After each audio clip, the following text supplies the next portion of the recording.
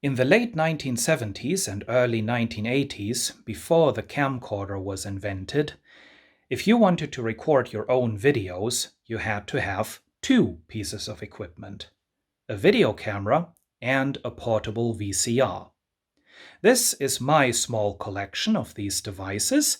I have 3 video cameras and 2 portable VCRs, as you can see. And this video is just going to give a basic overview of this collection, and I might make some more detailed videos in the future. Before I tell you about the video cameras and what makes them so special, let's take a look at the frustrating part of this collection, the portable VCRs.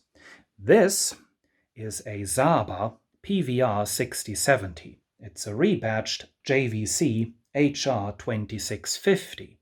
It's quite a fancy model. It does have linear stereo audio recording with Dolby B noise reduction. I don't know when exactly it was made. I would guess early 1980s, say 1980 to 1983. In the front, we have a Bauer VRP 30. This is a rebadged Panasonic NV180. I think this is the last model that Panasonic brought to the European market, because this came out in 1985, after the first camcorders. This is relatively basic technically, but as you can see, they have managed to make it a lot smaller than JVC managed to make their portable VCR. But this miniaturization is the big problem of these VCRs. This is what makes them so frustrating. Of course, they are frustrating to work on because everything is so cramped together, but also the manufacturers used the first generation of miniaturized electrolytic capacitors, and those all go bad. So none of these 2 VCRs are working. That makes it even more frustrating. The Zaba works a little bit, but it won't produce a usable picture. The Bauer is completely broken. It won't even successfully load a cassette. A friend of mine, the one who recently unboxed the Betamax VCR on my channel, he too has a Zaba PVR 6070, and he actually went through the trouble of replacing the capacitors in his VCR. It didn't go so well.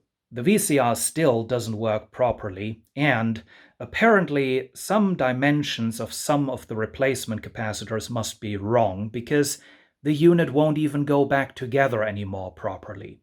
So I would like to save myself from having such a frustrating experience, so I very much doubt I'm going to attempt to repair any of these VCRs. I will keep them around for historical preservation, though.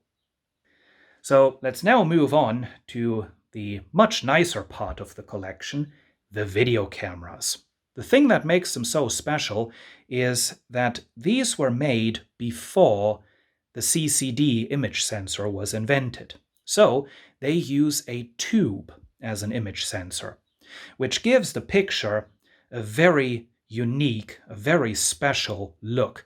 And I'm not talking only about the comet trail effects that you get when filming bright lights. So, in more detail, all the way in the back, we have a JVC S100E camera from round about 1980.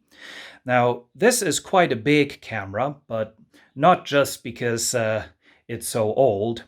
It's also so big because it was aimed more towards the professional market.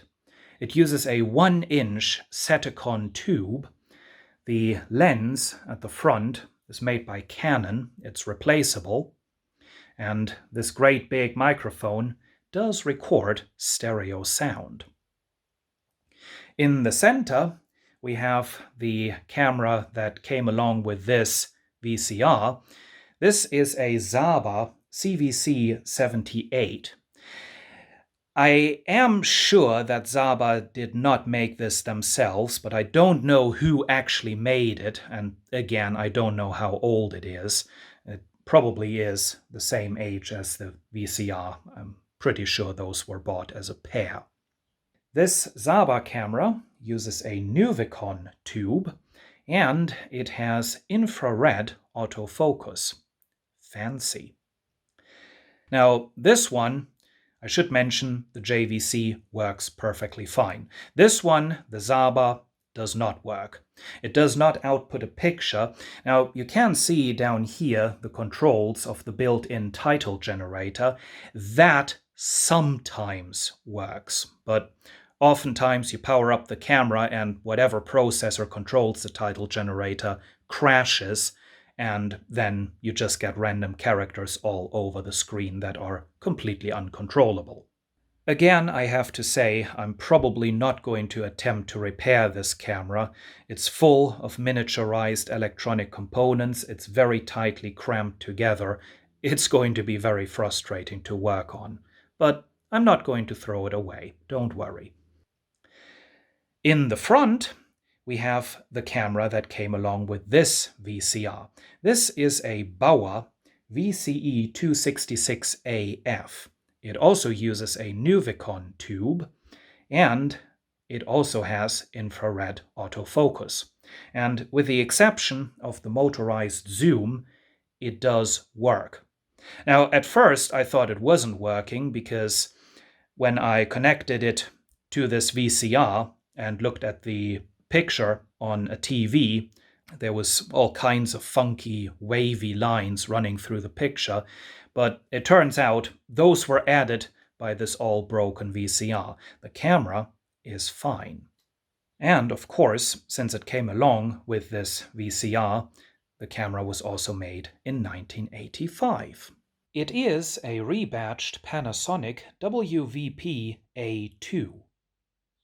Here is another look at the two working video cameras, and you may be tempted to say that this illustrates quite well how progress in technology has allowed this 1985 video camera to be so much smaller than this 1980 video camera. But keep in mind, this was meant for professional use, so it has a lot more features and also a bigger tube than this camera meant for the consumer market. However, fun fact, this camera, along with its portable VCR, were never used by consumers. You can see there is still this inventory number. This camera and the VCR were the property of an institution that produced educational videos for use in schools. Finally, I'd like to show you this device. Devices like this were made by the camera manufacturers, but also by third-party manufacturers. This one was made by a company called E&M. It's the model VKN 621 from 1986. The purpose of these devices is to replace the big and heavy portable VCR. It's basically a 12-volt power supply and a breakout box for the audio and video signals. So you can use the video cameras without the portable VCRs. You can connect them to a television or to a stationary video recorder. The special thing about this unit is that it was made to support all of the video cameras at the market back then for the consumers. It has a 10-pin connector to replace a portable VHS recorder, and that's what these cameras plug into, except, as I've said, this is a professional model. It actually has a 12-pin connector, but thankfully it came along with a cable that has a 12-pin plug on the one end and a 10-pin connector on the other end that plugs into here. In the center, we have what looks like just a regular DIN AV connector. It's labeled Video 2000, so this would replace portable Video 2000 recorders, which did exist, but I've never seen one of the cameras that were meant to go along with those recorders. But apparently they had a plug that looked like this. And finally, we have this really complex connector, and this replaces a portable Betamax VCR. So this device was meant to support all different video cameras of the time.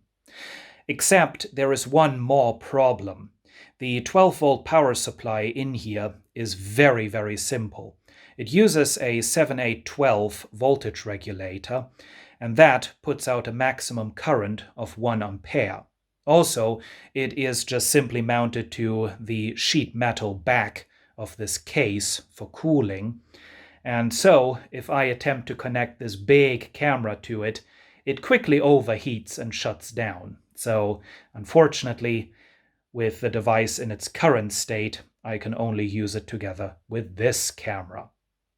But I might end up modifying this to have a stronger 12-volt power supply. And I know you want to see some of this equipment in action, so last but not least, here is a test of the Bauer VCE 266AF video camera. Unfortunately, I don't have the original microphone for it, and the replacement that I found is rather crappy. Also, this video might look a bit choppy due to the frame rate conversion that I will have to do in editing. But as I zoom in manually, because the motor zoom is broken, there are once again the portable VCRs. There is the broken video camera, and there is the big professional video camera. And right there is the camera power supply and breakout box that I'm using right now to power this camera. The analog video output is converted to digital by a Sony DSR PD170p camcorder and recorded in a computer. And that's it. Thank you for watching.